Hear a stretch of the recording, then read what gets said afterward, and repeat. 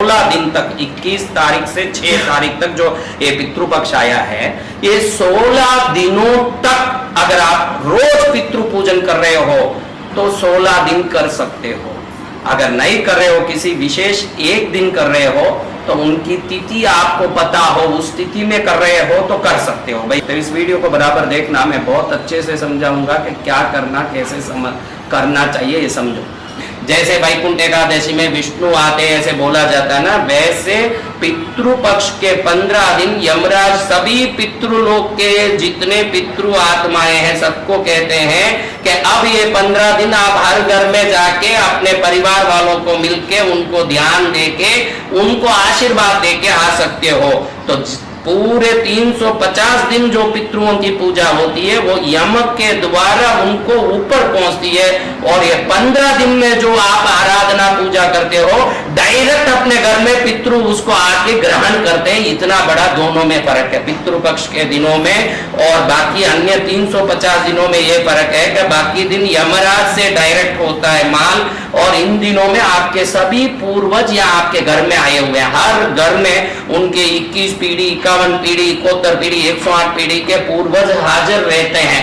तो इन दिनों में एक दिन ऐसा है जिस दिन में किसी व्यक्ति को पितृ पूजा विशेष जो रोज करता है तो कर सकते हैं, 365 दिन करते हैं तो कर सकते हैं, या 16 दिन कर सकते हैं तो कर सकते हैं। कई लोग सिर्फ अमावस्या को एक दिन करते हैं, जो अंतिम अमावस्या का दिन है उस दिन करते हैं। और पितृ शास्त्र में लिखा है कि अमावस्या के दिन एक दिन जो अंतिम दिन पूजा करता है वो उनको भेजने के भाव से कर रहा है, ऐसे सोच के पितृ नाराज ही होते हैं, कभी खुश नहीं होते। मात्र अमावस्या के दिन एक दिन जो पूजा करता है वो सोचते हैं कि अब दिन खत्म हो रहा, तुम जाओ, ऐसे बोलता है। इसलिए हर व्यक्ति को इस पितृ पक्ष में कम से कम 2 दिन निश्चित रूप से पूजा करनी चाहिए। एक अमावस्या के दिन करो तो अच्छा है, लेकिन एक दिन और करनी चाहिए, कम से कम कोई भी दिन। वो उनका तिथि से आपको समझो, आपके माता किस स्थिति में गई, पिता किस स्थिति में गई, या कोई दुर्मरण हुआ तो वो किस स्थिति में हुई, उन दिन कर लो तो बहुत अच्छा है। उस सोचते हो कि मुझे एक दिन करना है, कभी अच्छा दिन चाहिए, तो 5 चीजों का ध्यान रखना चाहिए। कितनी चीजों का? बहुत विशेष रूप से ध्यान रखना है। 5 जो समझ नहीं पड़े, क्योंकि इसके बारे में मैंने कम से कम YouTube में 1000 वीडियो चेक कराए बच्चों से, एक वीडियो में भी ये बात नहीं है। इसलिए कहना बहुत जरूरी है कि आपका जन्म नक्षत्र हो कब, बोलो जोर से, आपका जन्म नक्षत्र हो, आपके बड़ा बेटे का जन्म नक्षत्र हो कब,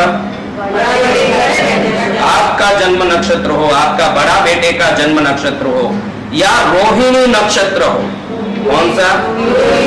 मगा नक्षत्र हो। क्या नक्षत्र है?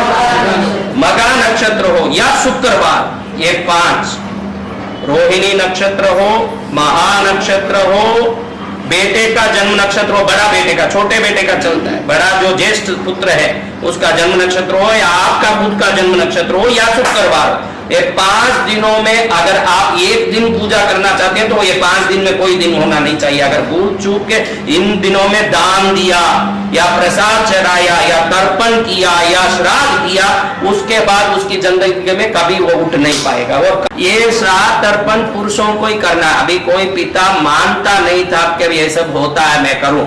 कई ऐसे पिता, उनके बेटे को लगे कि मैं करूंगा भाई, मेरे को करना, दुनिया करती है, मैं भी करूं, तो बेटे को करना नहीं चाहिए। अगर बाप नहीं मानता था, इसमें विश्वास नहीं रखता था कि दादा चले गए मैं करूं, ऐसे पोता सोचता है, तो उस पोते को ये कोई क्रिया करनी नहीं चाहिए। पिता करते हो तो ही बेटे को करना चाहिए।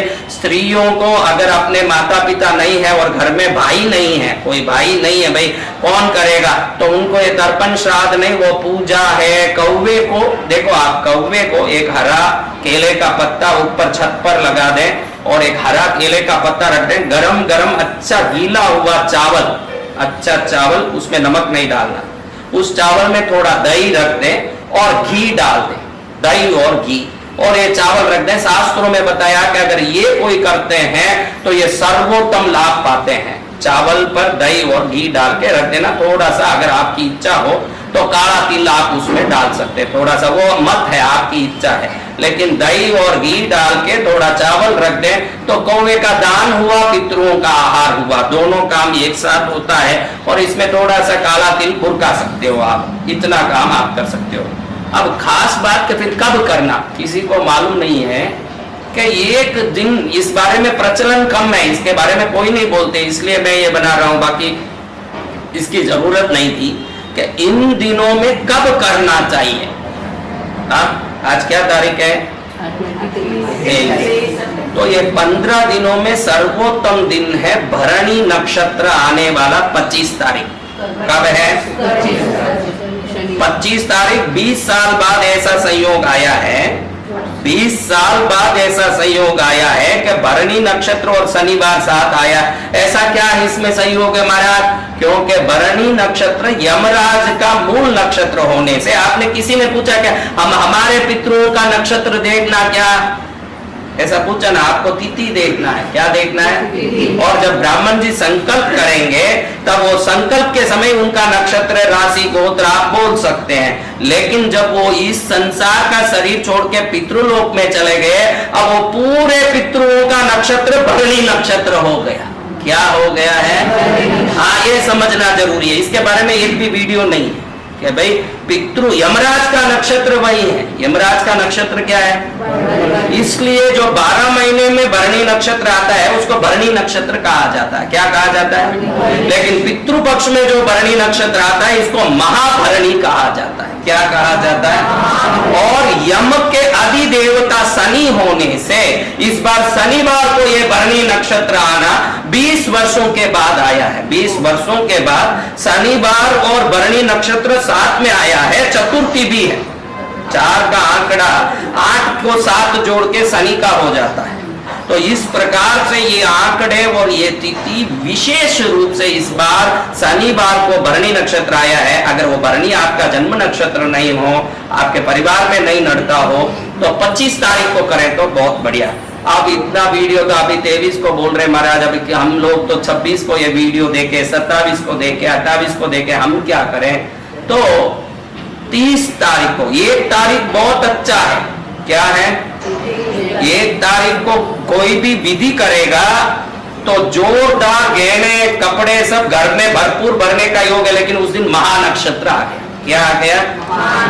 तो मगा नक्षत्र आने से वो योग त्याज्य हो गया, अब वो नहीं करना चाहिए। मैंने बताया ना भाई, करना नहीं है।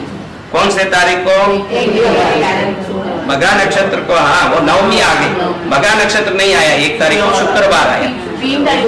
हाँ, 1 तारीख को मगा नक्षत्र आ गया, शुक्रवार आ गया, तो शुक्रवार को नहीं करना। 3 तारीख को महा नक्षत्र आया, उस दिन महा नक्षत्र में द्वादशी है। क्या है?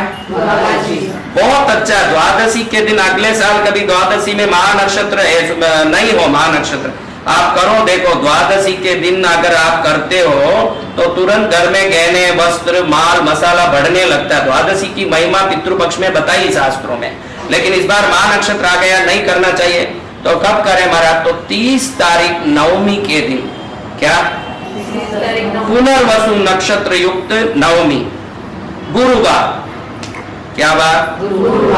ये दिन में कोई भी करें, निश्चित पितृओं का लाभ प्राप्त करेंगे। जिसको उसमें विश्वास है कि श्राद्ध करना, तर्पण करना, वो करें। पितृ श्राप हमारे ऊपर लगा हुआ श्राप, पितृ दोष हमारे ऊपर फर्ज नहीं निभाने से लगा हुआ दोष, तो ये दोनों अलग अलग है। और ये दोनों की निवृत्ति पूर्वजों के नाम से किया गया दान। देखो इन दिनों में आप कुछ विश्वास करो ना करो, लेकिन ये बड़े बूढ़ों को, उम्र वालों को छतरी देना, अभी बरसात के दिन में तो छतरी देना, चप्पल देना, उनको खाना देना, ये आप कर सकते हो। इसमें आपको दूसरी चीज का विश्वास है या नहीं? आप लड्डू बांटो, उनको कोई अच्छी चीज बांटो। आलय, आलय शब्द का अर्थ है मंदिर। क्या? आलय यानी मंदिर, महालय यानी महामंदिर, बड़ा मंदिर। यानी ये 15 दिनों के लिए घर बहुत बड़ा मंदिर बन जाता है, क्योंकि मंदिर में 5-10 मूर्तियां रहती है। इन दिनों में 21 पीढ़ी के पितृ लोग हमारे घर में आके 15 दिन के लिए निवास करते हैं। जैसे कनाडा से लोग आते हैं, अमेरिका से आते हैं और थोड़े दिन रह के जाते हैं, वैसे ये 15 दिन निश्चित हर घर में पितृजन आके निवास करते हैं। तो जिनको विश्वास है वो उनके नाम से श्राद्ध तर्पण करें, है, जिनको उस पर विश्वास नहीं हो, कम से कम फर्ज मान के, कर्ज का निपटारा मान के उनके नाम से दान धर्म करें। मैंने बताया कि कौवे को गरम चावल में बगैर नमक डाला हुआ घी और दही डाल के, थोड़ा ऊपर काला तिल डाल के छत पर रख दें। ऐसा शास्त्रों में बताया है कि कौवे के रूप में पितृजन आते हैं और ग्रहण करते हैं, तो आपको ये लाभ होगा। मैंने पहले ही बताया कि भाई जन्म नक्षत्र के दिन, बेटे के जन्म नक्षत्र के दिन, शुक्रवार के दिन, रोहिणी नक्षत्र के दिन, मघा नक्षत्र के दिन 5 दिन पूजा नहीं करना चाहिए। जो तिथि नहीं जानते हैं, अगर उन दिनों में उनकी तिथि आ रही है तो आप कर सकते हैं, उसमें कोई मना नहीं है। घड़ी घड़ी मैं इसलिए बोल रहा हूं कि आप कंफ्यूज ना हो जाए, और आप कोई ना कोई प्रकार से उनके घर में फोटो पर दिया पूजा कर रहे हैं तो तिल का तेल ही जलाना, मिट्टी का दीपक ही जलाना है, और उसको दक्षिण मुखी ही रखना है, उसको दक्षिण मुखी ही रखना है। और उसको जलाते समय दीपक जला रहे हैं तो आप सामने खड़ के नहीं जलाना चाहिए, खास ध्यान रखना कि पीछे खड़ के जलाना उस दीपक को। दीपक के लो के सामने नहीं करना, दीपक के लो के पीछे खड़ के उसको जलाना, वो सीधा उनको पहुंच जाता है। देवों की दिया करते हो सामने से करना, पितरों को करे पीछे से करना।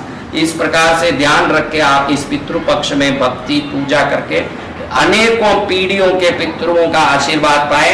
और जैसे मैंने त्याज्य बताया, इन दिनों को छोड़ के एक दिन आप जरूर पूजा या कुछ दान प्रसाद का सेवा करें, और एक अमावास के दिन करें। जो सिर्फ 2 ही दिन, एक ही दिन करना चाहते हैं वो कम से कम 2 दिन करें। अमावास को एक दिन करें और दूसरे एक दिन करें, और बाकी लोग 16 दिन भी करना हो, खुशी खुशी 16 दिन करें।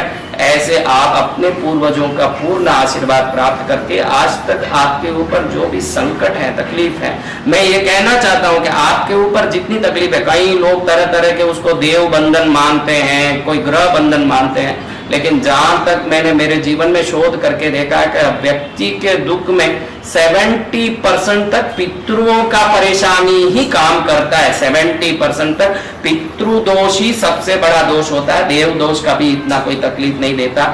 इसलिए इस पक्ष में जो भी सेवा करेगा पितृओं के दोष से मुक्त हो जाएगा, और उस मुक्ति से सदा सुखी भी हो जाएगा, और हर एक व्यक्ति सुखी रहे, यही मंगल कामना।